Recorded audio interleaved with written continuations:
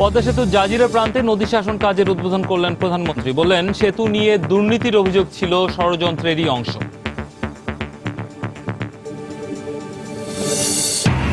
বরাদ্দের আগেই দলীয় প্রতীক নিয়ে চলছে পৌর নির্বাচনের জনসংযোগ। ব্যবস্থা নেয়ার গতানুগতিক আশ্বাস রিটার্নিং অফিসারের। প্রচারে গুরুত্ব পাচ্ছে উন্নয়ন ভাবনা।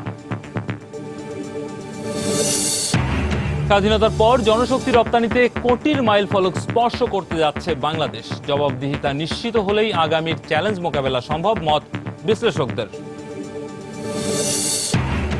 রাজধানীর বর্জ্য অপসারণে অব্যবস্থাপনার জন্য সিটি কর্পোরেশনকেই দুষছেন পরিবেশবিদরা। 31 মার্চের মধ্যেই অবস্থার পরিবর্তন, আশ্বাস কর্তৃপক্ষের। এবং টানা 16 ঘন্টা আলোচনা শেষে জলবায়ু চুক্তির খসড়ায় বিশ্ব নেতাদের সম্মতি। জানা যায়নি শর্তগুলো, অঙ্গীকার আদায়ে এটি জরুরি ছিল, মন্তব্য সম্মেলন সভাপতির।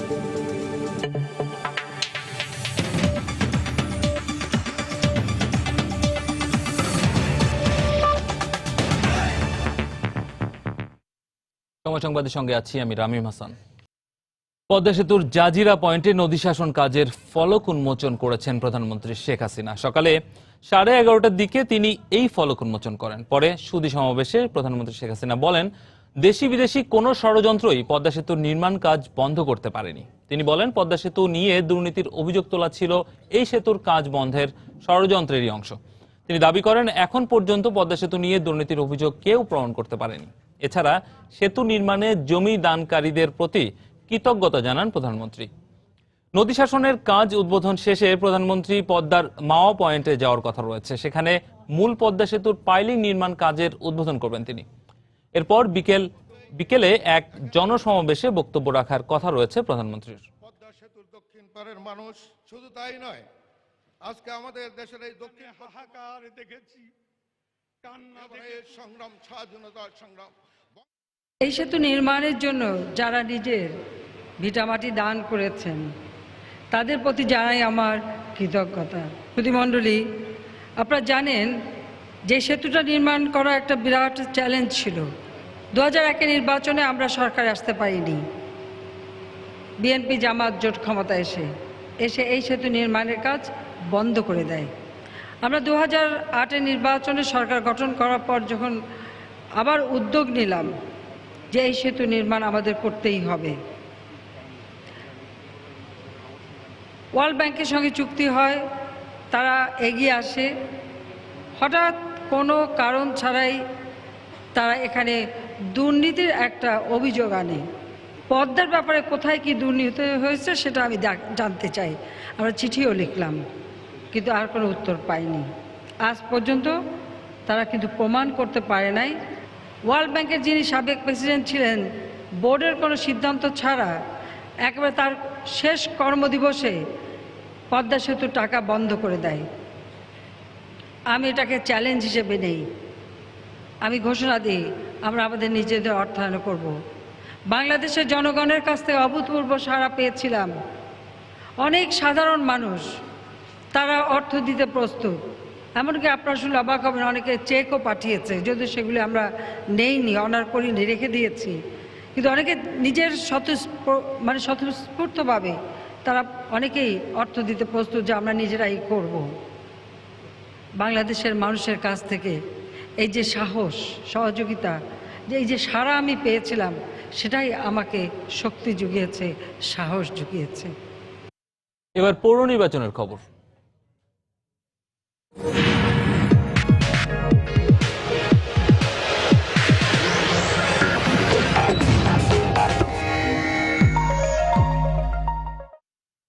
আচরণবিধির কোনো তোয়াক্কাই করছেন না নরসিংদীর পৌরসভার মেয়ররা। দলীয় প্রতীক নিয়ে যে যার মতো চালাচ্ছেন প্রচারণা। এমনকি স্বতন্ত্র প্রার্থীরাও পছন্দের প্রতীক নিয়ে নেমে পড়ছেন মাঠে।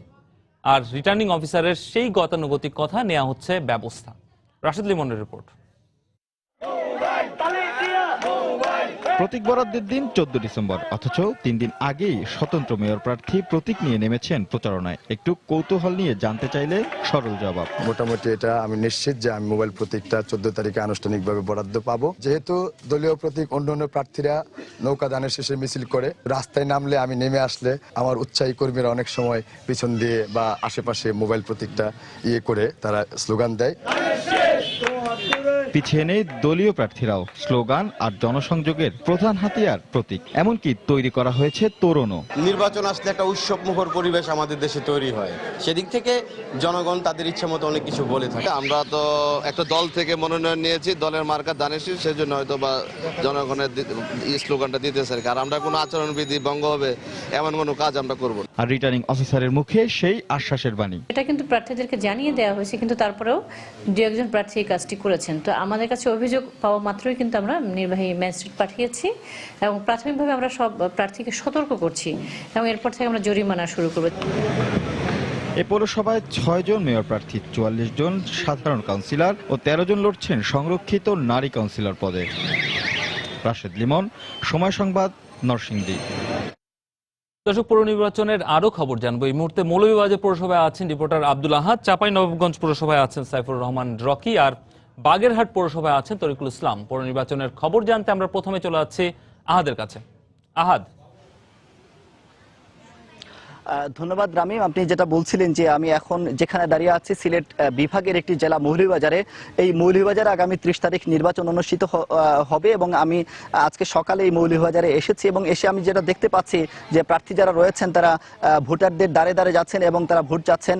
এবং আমি এখন যেখানে দাঁড়িয়ে আছি মৌলভীবাজার শহরের শাহ মুস্তফা রোডে, এখানে যে আওয়ামী লীগের যিনি প্রার্থী রয়েছেন ফজলুর রহমান, তিনি মূলত এখানে এই প্রার্থীদের কাছে যাচ্ছেন এবং ভোট চাচ্ছেন। আপনারা আসলে যেটা দেখতে পাচ্ছেন যে ফজলুর রহমান আমার পিছনেই রয়েছেন, তিনি এই এলাকার প্রত্যেকটি বাড়িতে ভোটারদের কাছে যাচ্ছেন এবং তিনি নানা প্রতিশ্রুতি দিচ্ছেন। আপনাদের যদি আমি একটু বলে রাখি যে এই মৌলভীবাজারে মোট মেয়র প্রার্থী হচ্ছেন 4 জন এবং সাধারণ কাউন্সিলর প্রার্থী হচ্ছেন 32 জন এবং মহিলা কাউন্সিলর প্রার্থী হচ্ছেন 7 জন। এই মূলত এই প্রার্থীরাই আগামী 30 তারিখে নির্বাচনের প্রতিদ্বন্দ্বিতা করবেন। তবে আরেকটা বিষয় আপনাদের জানিয়ে রাখি, এই পৌরসভায় বিএনপির যিনি প্রার্থী ছিলেন অলিউর রহমান, তার মনোনয়ন প্রক্রিয়া বাতিল করা হয়েছে। মূলত তিনি ঋণ খেলাপি, যে কারণেই তার মনোনয়ন প্রক্রিয়া বাতিল করা হয়েছে। এবং অন্য যে প্রার্থীরা রয়েছেন সৈয়দ সুজাত আলী, যিনি ন্যাশনাল পিপলস পার্টির একজন প্রার্থী, এবং আরেকজন ইসলামী আন্দোলন বাংলাদেশের মোস্তফা কামাল, এই প্রার্থীরাই মূলত আগামী 30 তারিখে প্রার্থিতা করবেন। তবে বিএনপির যিনি প্রার্থী রয়েছেন তিনি আশা করছেন যে তিনি আপিল করেছেন এই উচ্চ আদালতে এবং উচ্চ আদালত তাকে হয়তো মনোনয়ন প্রক্রিয়া আবার ফিরিয়ে দিবে এমনটি বলেছেন। তো আরেকটা বিষয় আপনাদের জানিয়ে রাখি যে মৌলভীবাজার জেলার মোট 4টি পৌরসভায় এবার নির্বাচন অনুষ্ঠিত হবে। এর মধ্যে মৌলভীবাজার সদর, কমলগঞ্জ পৌরসভা, কুলাউড়া পৌরসভা এবং মৌলভীবাজার পৌরসভা, এই 4টি পৌরসভায় নির্বাচন অনুষ্ঠিত হবে। এবং বিগত 2 টার্মে এই পৌরসভার বিএনপির যিনি ছিলেন যে মেয়র প্রার্থী, তিনি এবার নির্বাচনে দাঁড়াননি এবং বিএনপি থেকে যাকে দেওয়া হয়েছিল তার প্রার্থিতা বাতিল করা হয়েছে। এবং আওয়ামী লীগের প্রার্থী যিনি রয়েছেন তিনি বলছেন যে বিগত দিনে এই পৌরসভায় কোনো উন্নয়ন হয়নি, এই পৌরসভার মূল সমস্যা হচ্ছে জলাবদ্ধতা এবং তিনি যদি বিজয়ী হন তবে এই পৌরসভার জলাবদ্ধতা নিরসনে কাজ করবেন। তো আমার কাছে মৌলভীবাজার থেকে ছিল এখন পর্যন্ত এই খবর। আমরা এখন জানবো রাজশাহীর খবর, সেখানে আছেন আমাদের রিপোর্টার সাইফুর রহমান রকি। আহাদ, আপনাকে ধন্যবাদ। আমি এখন চাঁপাইনবাবগঞ্জে আছি। এখানে মূলত 4টি পৌরসভায় নির্বাচন অনুষ্ঠিত হচ্ছে। একটি সদর, নাচল, রহনপুর ও শিবগঞ্জ, এই 4টি উপজেলা পৌরসভায় নির্বাচন হচ্ছে। তো এই পৌরসভাগুলোর আমরা সদরের যে পৌরসভাটি আছে, আমরা সকালে এসেছি এখানকার যে বিএনপি এবং আওয়ামী লীগ সমর্থিত যে প্রার্থীরা রয়েছেন তারা শীত উপেক্ষা করে, কুয়াশা উপেক্ষা করে সকালেই নির্বাচনী যে প্রচারণা মেনে তারা প্রার্থীদের কাছে যাচ্ছেন এবং প্রার্থীদের দাঁড়িয়ে দাঁড়িয়ে গিয়ে তারা ভোট প্রার্থনা করছেন এবং বিভিন্ন প্রতিশ্রুতি দিচ্ছেন। মূলত চাঁপাইনবাবগঞ্জে যে সমস্যাগুলো আছে, রাস্তাঘাট, ড্রেনেজ ব্যবস্থার উন্নয়ন, এ ধরনের প্রতিশ্রুতি দিয়ে এইসব বাস্তবায়নের কথা বলে ভোটারদের কাছে তারা ভোট প্রার্থনা করছেন। মূলত আমি কিছু তথ্য আপনাকে দিয়ে রাখি। চাঁপাইনবাবগঞ্জ সদর পৌরসভায় 1,25,326 জন ভোটার রয়েছেন। শিবগঞ্জে ভোটার রয়েছেন 28,772 জন, 23,389 জন রহনপুরে এবং 12,345 জন ভোটার রয়েছেন নাচলে। মোট ভোটার মিলে 1,79,831 জন। আমরা কথা বলেছিলাম এখানকার নির্বাচন কর্মকর্তা, তার সাথে তিনি যেটি আমাদের বলেছেন, শহীদুল ইসলাম, আচরণবিধি প্রার্থীদের যেন মেনে তারা নির্বাচনী প্রচারণায় অংশ নেয়, সে ব্যাপারে কিন্তু সব ধরনের দিক নির্দেশনা তারা প্রার্থীদের দিচ্ছেন। আমরা এখানকার যারা ভোটার রয়েছেন তাদের সাথেও কথা বলেছি, তো তারা মূলত যেটি বলছেন যে আসলে প্রতি বছর কিন্তু ভোট এলে নির্বাচনের সময় প্রার্থীরা বিভিন্ন ধরনের প্রতিশ্রুতি ভোটারদের দিয়ে থাকেন, তবে তা কিন্তু বাস্তবায়ন করেন না। এবার তারা এ ধরনের প্রার্থীকেই আগামী 30শে ডিসেম্বরের পৌরসভা নির্বাচনে বেছে নেবেন, যেসব প্রার্থীরা তাদের দেওয়া প্রতিশ্রুতিগুলো বাস্তবায়ন করবে, এ ধরনের প্রার্থীকেই তারা মেয়র নির্বাচিত করবেন বলে জানছেন। এছাড়া নির্বাচন সংশ্লিষ্ট কর্মকর্তারা জানিয়েছেন যে আইন শৃঙ্খলা বাহিনীর সমন্বয়ে আগামী 30শে ডিসেম্বরের যে নির্বাচন সেটি যেন অবাধ ও সুষ্ঠু হয়, ভোটাররা যেন নির্বিঘ্নে তাদের ভোট কেন্দ্রে যে ভোটাধিকার প্রয়োগ করতে পারে, সেজন্য সব ধরনের ব্যবস্থাই তাদের পক্ষ থেকে নেওয়া হয়েছে। তো এই ছিল চাঁপাইনবাবগঞ্জের 4টি পৌরসভার আমার কাছে এখন পর্যন্ত খবর। আমরা এখন খুলনায় যাব, সেখানে আছেন আমাদের সহকর্মী বাগেরহাটে, সেখানে আছেন আমাদের সহকর্মী তরিকুল ইসলাম, তিনি জানাবেন বাগেরহাটের পৌরসভা নির্বাচনের খবর। ধন্যবাদ রকি। রামিম, এই মুহূর্তে আমি রয়েছি বাগেরহাটের সদর পৌরসভা, এখানে অবস্থান করছি। সদর পৌরসভার এটি একটি প্রাচীন পৌরসভা, 1954 সালে এর যাত্রা শুরু হয়েছিল। তো এখানে 35,000-এর বেশি ভোটার রয়েছে। তো 9টি ওয়ার্ডে আগামী 30শে ডিসেম্বর যে পৌর নির্বাচন অনুষ্ঠিত হতে যাচ্ছে, এখানে 4 জন মেয়র প্রার্থী প্রতিদ্বন্দ্বিতা করবেন। তো এবং কাউন্সিলর প্রার্থী হিসেবে এখানে আমরা 9টি ওয়ার্ডে 34 জন কাউন্সিলর প্রার্থী রয়েছেন এবং সংরক্ষিত আসনে প্রার্থীর সংখ্যা 9 জন আমরা জানতে পেরেছি। তো এখানে আমরা এসে যেটি দেখেছি সকাল থেকে, এখানকার প্রার্থীরা তারা কিন্তু নির্বাচনী যে গণসংযোগ, সেই গণসংযোগটি কিন্তু চালিয়ে যাচ্ছেন তারা। তো এখানে প্রতিদ্বন্দ্বিতার যে আভাসটি পাওয়া যাচ্ছে, মূলত খান হাবিবুর রহমান বর্তমান মেয়র, আওয়ামী লীগ প্রার্থী, এবং advocate Abul Kalam Abdul high BNP প্রার্থী, এবং সদর উপজেলা আওয়ামী লীগের সভাপতি মিনা হাসিবুল হাসান শিপন বিদ্রোহী প্রার্থী হিসেবে এখানে প্রতিদ্বন্দ্বিতা করছেন। এছাড়া জাতীয় পার্টির একজন প্রার্থী রয়েছেন মির্জা আলী হোসেন খোকন। তো পৌরসভা হওয়ার পর থেকে এখানকার মানুষের যে পৌর সুযোগ সুবিধা বা তাদের যে প্রত্যাশা ছিল কতখানি পূরণ হয়েছে, এই প্রশ্ন করেছিলাম আমরা পৌরবাসীর কাছে। তারা অবশ্য মিশ্র প্রতিক্রিয়া আমাদেরকে জানিয়েছেন, যে তারা বলেছেন যে অল্প কিছু সমস্যা সমাধান করলে বাগেরহাট সদর পৌরবাসীর যে সুযোগ সুবিধা, সেই সুযোগ সুবিধা কিন্তু তারা পরিপূর্ণভাবে ভোগ করতে পারবে। এর মধ্যে উঠে এসেছে অন্যান্য যে পৌরসভায় যে মূল সমস্যাগুলো, সুপেয় পানি, এই সুপেয় পানির যে সমস্যা, এখানেও কিন্তু একই সমস্যা রয়েছে। এর পাশাপাশি যে জলাবদ্ধতার একটা ব্যাপার রয়েছে পৌর এলাকাতে, জলাবদ্ধতা এবং এর যে সড়কের যে সমস্যাগুলো, এই সড়কের সমস্যাগুলোর কথাও তারা বলছেন। এবং তারা কিন্তু প্রার্থী একাধিক হয়, তারা কিন্তু ভোট দিবেন খুব তারা দেখে শুনে এবং বুঝে শুনে, এই কথাগুলো তারা বলছেন। যদিও প্রতীকের নির্বাচন, এই প্রতীকের দিকেও, দলীয় প্রতীকের দিকেও মানুষের একটি আকর্ষণ রয়েছে।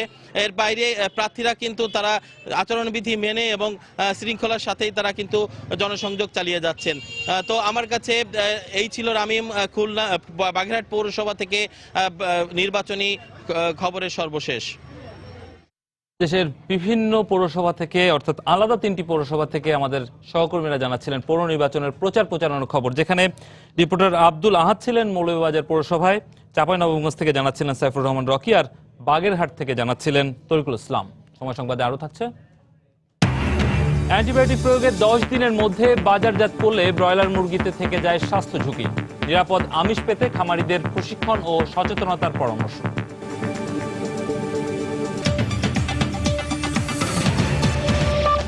রাজধানীর প্রধান সড়ক থেকে শুরু করে অলিতে গলিতে ছড়িয়ে ছিটিয়ে রয়েছে গৃহস্থালী বর্জ্য। ছড়াচ্ছে রোগ জীবাণু, দূষিত হচ্ছে পরিবেশ। বর্জ্য অপসারণে সিটি কর্পোরেশনের একক ক্ষমতা থাকা সত্ত্বেও শুধু সদিচ্ছা আর নগরীর প্রতি দায়িত্ববোধের অভাবেই শৃঙ্খলায় আনা যাচ্ছে না বর্জ্য ব্যবস্থাপনা, এমনই মত পরিবেশবিদদের। আর বিষয়টি স্বীকার করে সিটি কর্পোরেশন বলছে, আগামী 31শে মার্চের পর রাজধানী সড়কগুলোতে দেখা যাবে না আবর্জনা স্তূপ। সাইদুল ইসলামের ক্যামেরায় বিস্তারিত জানাচ্ছেন জুনায়েদ আল হাবিব। রাজধানীর প্রগতি সরণি প্রধান সড়কের একটি চিত্র এটি। ঘড়ির কাঁটায় সকাল গড়িয়ে দুপুর 3টা। অনেকটা রাস্তা বন্ধ করেই এখানে চলছে বর্জ্য অপসারণের কাজ। সড়কে লেগে আছে যানজট। যদিও বিশ্বের অন্যান্য দেশে ভোরের আলো ফোটার পর এরকম দৃশ্যের দেখা মেলা খুবই দুষ্কর। আর নানা কারণে দীর্ঘদিন ধরে নগর পরিকল্পনাবিদরাও বলে আসছেন দিনে নয় বর্জ্য অপসারণ করা উচিত রাতে। তবে কে শুনছে কার কথা? ফলে দিন শেষে রাত হয় কিন্তু শেষ হয় না রাজধানীর আবর্জনার স্তূপ। তাই অনেকটা ক্ষোভ নিয়েই সাধারণ মানুষ বলছে বছরের পর বছর যাচ্ছে, অপরিবর্তিতই থেকে যাচ্ছে রাজধানীর এ চিত্র। আগের মতোই আছে। সিটি কর্পোরেশন যে রাস্তাঘাটে ময়লা, এটা আপনার বিভিন্ন জায়গায় আমাদের চোখে পড়ে, আপনাদের চোখে পড়ে। দুর্গন্ধগুলো নাকে যাচ্ছে, বিভিন্ন ধরনের রোগ ছড়ায় যাচ্ছে। ঢাকা শহরে মানুষ বাস করা উপযোগ্য নয় এখন। পরিবেশবিদরা বলছেন রাজধানীতে বর্তমান যে বায়ু দূষণের মাত্রা তার অধিকাংশের উৎপত্তি স্থল এই পচা দুর্গন্ধযুক্ত আবর্জনার স্তূপ। আমাদের সবচেয়ে ব্যস্ততম সময় তখন কিন্তু তারা এই আবর্জনাগুলি বর্জ্যগুলি ক্যারি করে, অপসারণের কাজ করে। কিন্তু সেই জায়গায় যদি রাত্রে সংগ্রহ করা, আমরা বাসাবাড়ি থেকে আমাদের বর্জ্য রাত 10টার মধ্যে হয়তো দিয়ে দিব, নিয়ে যাবে ভোর 6টার মধ্যে তার আমাদের মূল যেখানে ডাম্পিং ইয়ার্ড সেখানে চলে যাবে। সিটি কর্পোরেশন বলছে আগামী 31শে মার্চের পর ঢাকার রাস্তায় আর দেখা যাবে না আবর্জনার স্তূপ। প্রত্যেকটা ওয়ার্ডে মিনিমাম 2টা করে মিড ট্রান্সফার স্টেশন থাকবে। অত্যাধুনিক পদ্ধতিতে বানানো হবে, কোনো রকম গন্ধ বেরোবে না এবং মানুষের চোখের অন্তরালে এই কাজটা হবে। বিশ্বব্যাংকের এক সমীক্ষায় দেখা যায় প্রতিদিন ঢাকা শহরে প্রায় 7,000 টন বর্জ্য উৎপাদিত হয়, যার 60 থেকে 70 ভাগ অপসারণ করা হলেও বাকিটা ছড়িয়ে ছিটিয়ে থেকে যায় শহরের অলিতে গলিতে। জুনায়েদ আল হাবিব, সময় সংবাদ, ঢাকা। আজ আখেরি মোনাজাতের মধ্য দিয়ে শেষ হচ্ছে বরিশাল জেলা ইজতেমা। বরিশাল নগরীর নবগ্রাম রোড এলাকায় প্রায় 10 একর জমিতে এই আঞ্চলিক ইজতেমার আয়োজন করা হয়। আজ ইজতেমার শেষ দিনে সকাল থেকে বয়ান দেন মাওলানা আব্দুর রহিম ও মাওলানা মুনির বিন ইউসুফ। আখেরি মোনাজাতে অংশ নিতে বিভিন্ন উপজেলার লক্ষাধিক মানুষ এই জেলা ইজতেমায় অংশ নেন। এদিকে ইজতেমা নির্বিঘ্ন করতে পর্যাপ্ত নিরাপত্তা ব্যবস্থা নিয়েছে কর্তৃপক্ষ।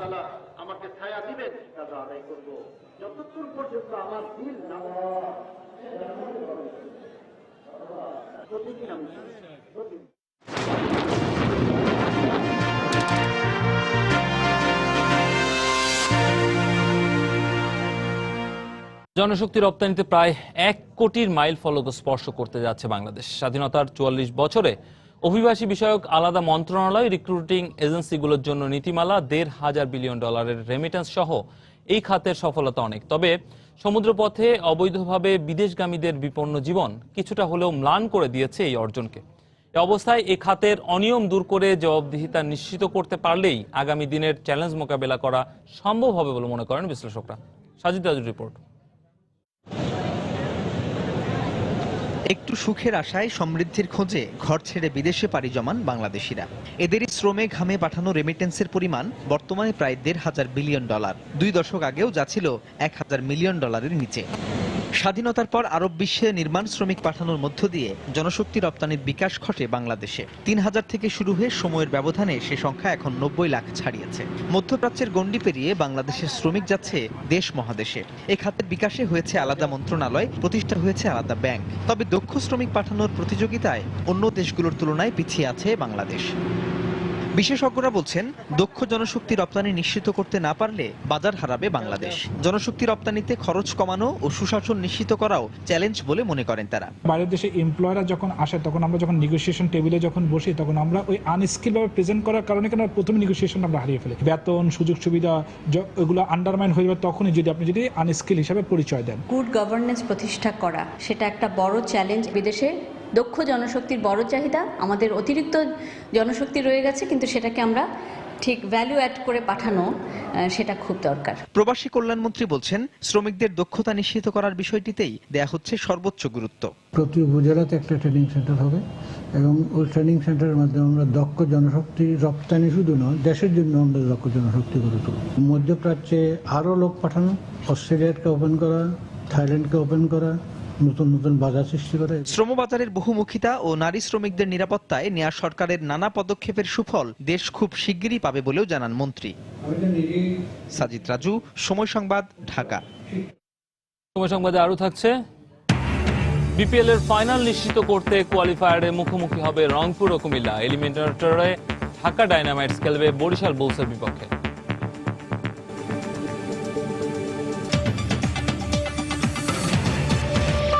দেশে প্রণকৃত প্রাণীজ আমিষের 2/3 আসে ব্রয়লার মুরগি থেকে। তবে এটি খাদ্য হিসেবে কতটা নিরাপদ? বিশেষজ্ঞরা বলছেন ব্রয়লার মুরগিতে ব্যবহৃত অ্যান্টিবায়োটিক মানুষের রোগ প্রতিরোধ ক্ষমতা কমানোর পাশাপাশি মৃত্যুরও কারণ হতে পারে। তবে অ্যান্টিবায়োটিক প্রয়োগ কমানো এবং প্রয়োগের 10 দিন পর তা বাজারজাত করলে খাদ্য হিসেবে এটি নিরাপদ। সরকারি ও বেসরকারি যৌথ উদ্যোগে নিরাপদ ব্রয়লার মুরগি উৎপাদন করছে গাজীপুরের 150 জন খামারি। শেখ জায়েদের রিপোর্ট। 90-এর দশকে দেশে বাণিজ্যিকভাবে ব্রয়লার মুরগি পালন শুরু। খুব দ্রুতই এটি ছড়িয়ে পড়ে প্রত্যন্ত অঞ্চলেও। এতে প্রাণীজ আমিষের ঘাটতি পূরণের পাশাপাশি কর্মসংস্থানের সুযোগ সৃষ্টি হয় অনেকের। জন্মের 1 মাসের মধ্যেই খাওয়ার উপযোগী হয় এক একটি মুরগি। কিন্তু মাংস উৎপাদনে যে ওষুধ ব্যবহার হচ্ছে তা মানবদেহের জন্য মারাত্মক ক্ষতিকর। যদি র্যান্ডাম আমাদের অ্যান্টিবায়োটিক ব্রয়লার ফার্মে ব্যবহার করা হয় এবং এই মাংসটা যদি মানুষ কন্টিনিউয়াস খাইতে থাকে, সেই ক্ষেত্রে এই সমস্ত অ্যান্টিবায়োটিকগুলো মানুষের দেহে মাল্টি ড্রাগ রেজিস্ট্যান্স হয়ে যাবে। সেক্ষেত্রে মানুষের জীবন অবশ্যই হুমকির মধ্যে আসবে।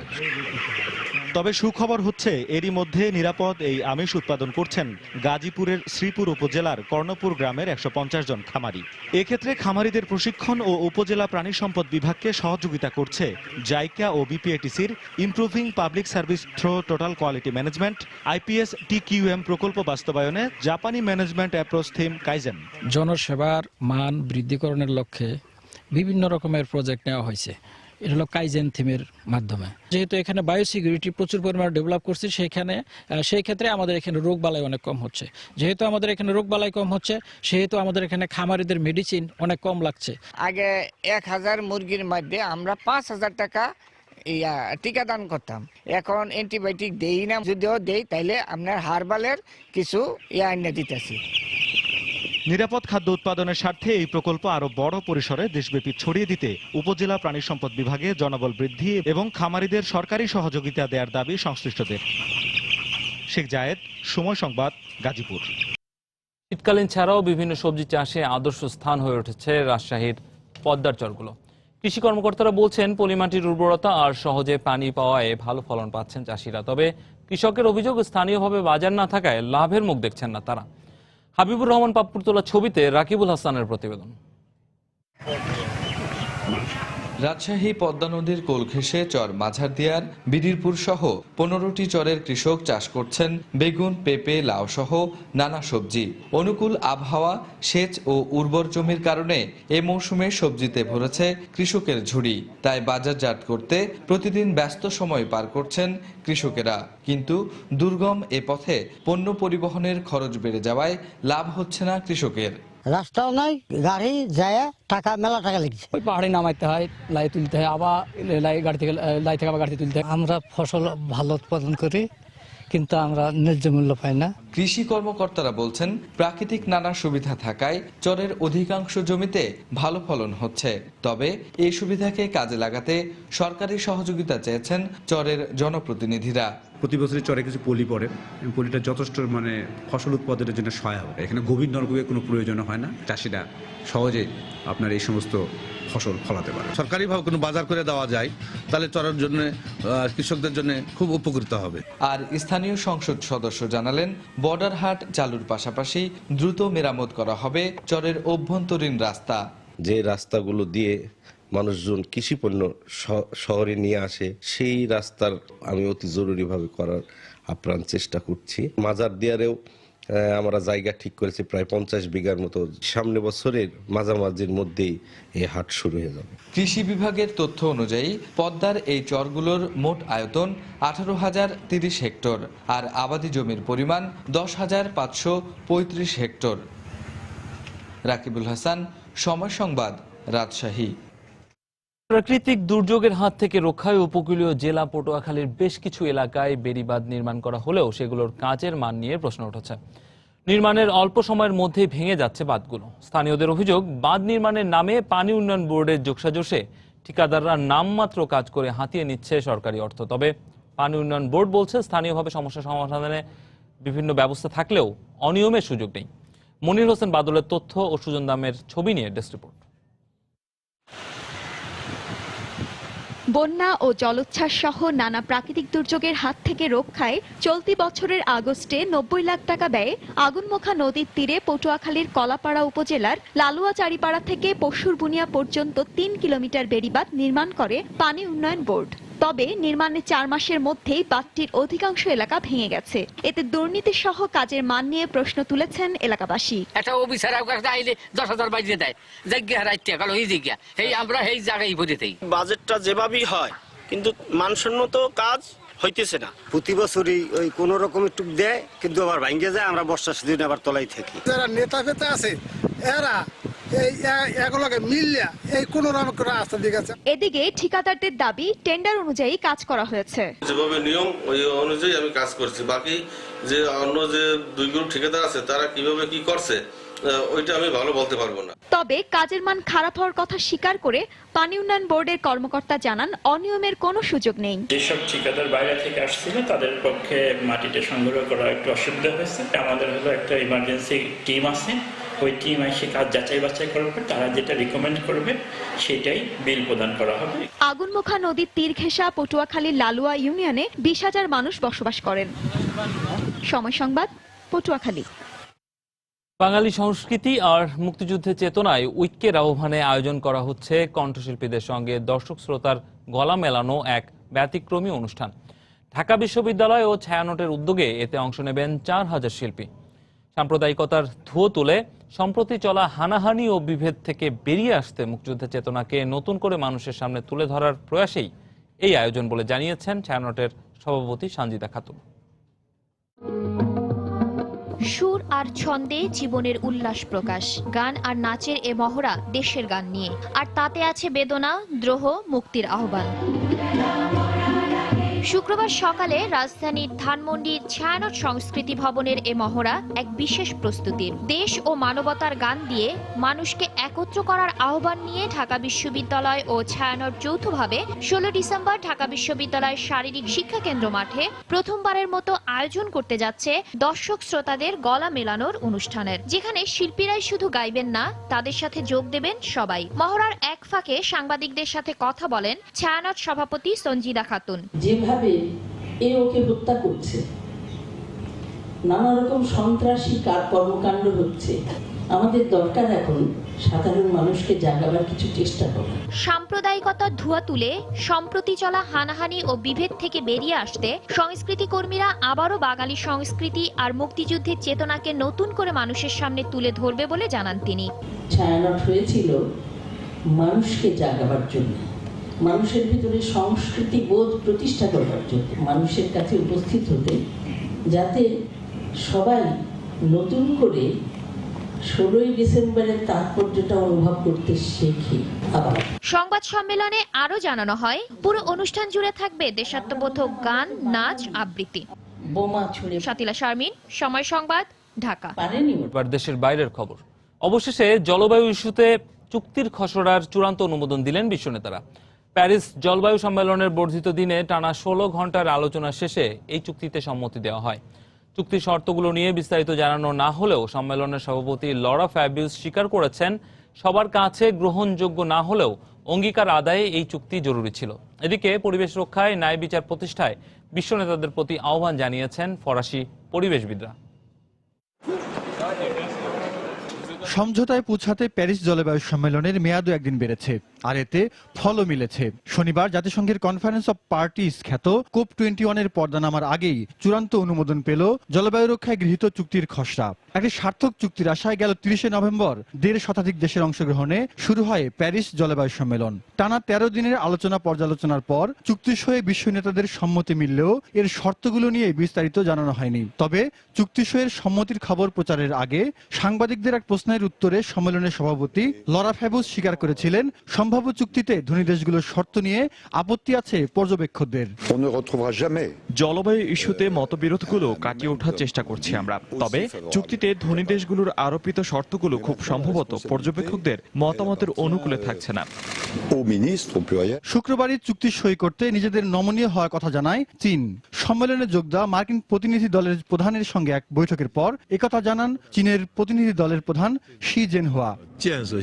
আজ আমরা সম্পূর্ণ গঠনমূলক ও উদারতা প্রদর্শন করেছি, যাতে করে সম্মেলনে অংশ নেওয়া সকল পক্ষ মিলেমিশে কাজ করতে পারি। এদিকে চলতি শতাব্দীর শেষ নাগাদ বৈশ্বিক উষ্ণতা 2 ডিগ্রি সেলসিয়াস নয় বরং তা 1.5 ডিগ্রি সেলসিয়াসে নামিয়ে আনার দাবি অব্যাহত রেখেছে ফরাসি পরিবেশবাদীরা। আর জলবায়ু রক্ষায় বিশ্ব নেতাদের টালবাহানার প্রতিবাদে রাস্তায় নেমেছেন এদের অনেকেই। বিশ্বকে বাসযোগ্য করতে এখনই কার্যকর পদক্ষেপ নিতে জোর দাবি জানিয়ে আসছেন পরিবেশবাদীরা। জাহিদুর রহমান, সময় সংবাদ। বিপিএল এর খবর। প্রথম কোয়ালিফায়ারের গুরুত্বপূর্ণ ম্যাচে আজ মুখোমুখি হবে বিপিএল এর দুই শীর্ষ দল কুমিল্লা ভিক্টোরিয়ান্স ও রংপুর রাইডার্স। মিরপুর শেরি বাংলা স্টেডিয়ামে ম্যাচটি শুরু হবে দুপুর 2টায়। হাই ভোল্টেজ এই ম্যাচ জিতে ফাইনাল নিশ্চিত করতে চান রংপুরের অলরাউন্ডার ড্যারেন সামি। এদিকে দলের একতাকে শক্তি করে জয় পেতে চান কুমিল্লার ব্যাটসম্যান ইমরুল কায়েস। জিতলেই ফাইনাল, হেরে গেলেও সুযোগ থাকবে ফাইনালের। তবে তার জন্য রোববার হারাতে হবে এলিমিনেটরের জয়ী দলকে। এমন সমীকরণকে সামনে রেখে প্রথম কোয়ালিফায়ারের ম্যাচে মাঠে নামবে পয়েন্ট টেবিলের শীর্ষ দুই দল কুমিল্লা ভিক্টোরিয়ান্স আর রংপুর রাইডার্স।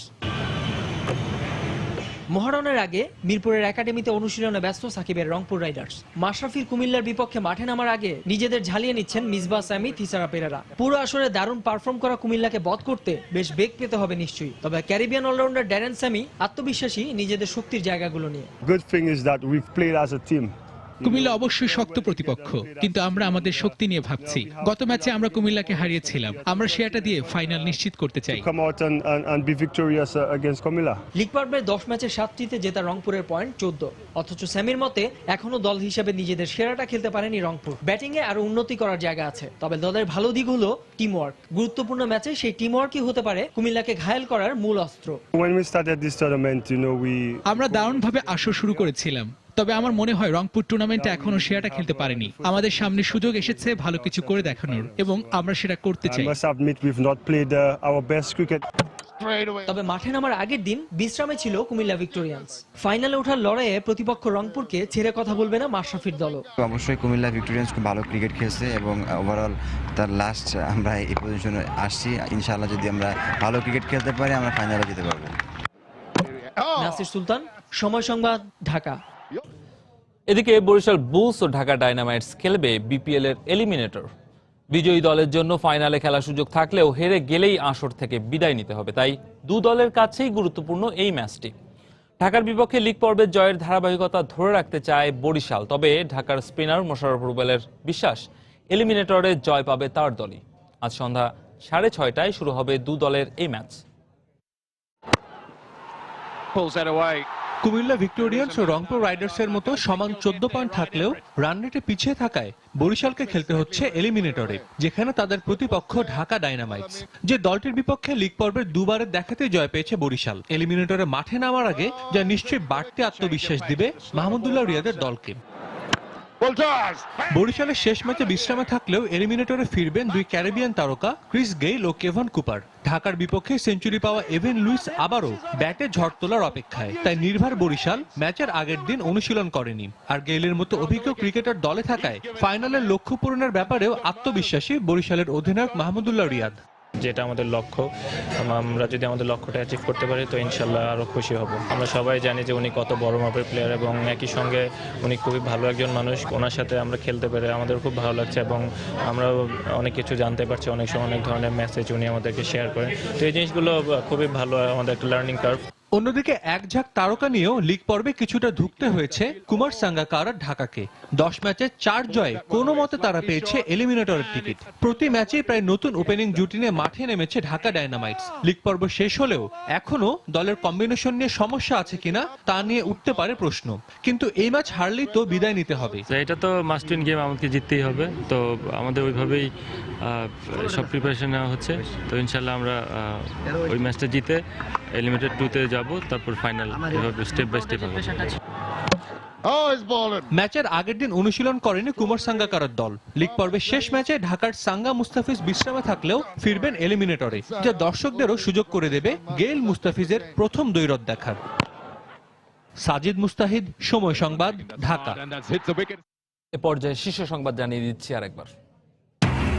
পদ্মা সেতুর জাজিরা প্রান্তে নদী শাসন কাজের উদ্বোধন করলেন প্রধানমন্ত্রী। বললেন, সেতু নিয়ে দুর্নীতির অভিযোগ ছিল ষড়যন্ত্রের অংশ। বরাদ্দের আগেই দলীয় প্রতীক নিয়ে চলছে পৌর নির্বাচনের জনসংযোগ, ব্যবস্থা নেয়ার গতানুগতিক আশ্বাস রিটার্নিং অফিসারের। প্রচারে গুরুত্ব পাচ্ছে উন্নয়ন ভাবনা। স্বাধীনতার পর জনশক্তি রপ্তানিতে কোটির মাইল ফলক স্পর্শ করতে যাচ্ছে বাংলাদেশ। জবাবদিহিতা নিশ্চিত হলেই আগামী চ্যালেঞ্জ মোকাবেলা সম্ভব, মত বিশ্লেষকদের। রাজধানীর বর্জ্য অপসারণে অব্যবস্থাপনার জন্য সিটি কর্পোরেশনকেই দোষছেন পরিবেশবিদরা। 31 মার্চের মধ্যেই অবস্থার পরিবর্তন, আশ্বাস কর্তৃপক্ষের। এবং টানা 16 ঘন্টা আলোচনা শেষে জলবায়ু চুক্তির খসড়ায় বিশ্ব নেতাদের সম্মতি। জানা যায়নি শর্তগুলো, অঙ্গীকার আদায়ে এটি জরুরি ছিল, মন্তব্য সম্মেলন সভাপতির। এই ছিল এখনকার মতো। যে কোনো খবর পেতে ভিজিট করুন সময়নিউজ.tv। যে কোনো বাংলা লিংক, রবি ও সিটিসেল নম্বর থেকে সময় সংবাদের খবর, অনুষ্ঠান সম্পর্কে জানতে এবং যে কোনো তথ্য সময় সংবাদকে জানাতে ডায়াল করুন 16242 নম্বর। এছাড়া এই মাত্র পাওয়া খবর মোবাইলে পেতে এসএমএস করুন *SN লিখে পাঠিয়ে দিন 16242 নম্বরে। সঙ্গে থাকুন সময়।